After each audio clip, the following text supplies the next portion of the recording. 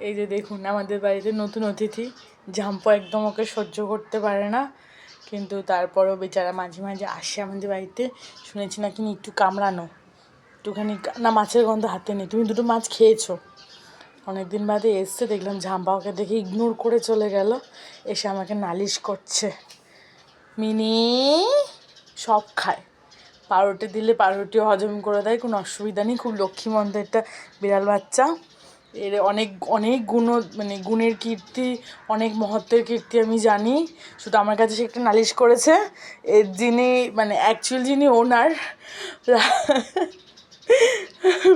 মানে আমার x morning ওয়াকের partner, এখনটা change করেছি আমি। তো আমাকে এসে নালিশ করছে রাহুল এখন রিল করতে ব্যস্ত, তাই তিনি আমাদের বাড়িতে কিছু সামান্য খাবারের আশায় এসছেন, তাই তো? রাহুল রিল করতে ব্যস্ত তো, তাই তোমায় খেতে দেয়নি। এটা ট্রু তো? আমি জানি সেটা। আচ্ছা ঠিক আছে, আমি দেখছি।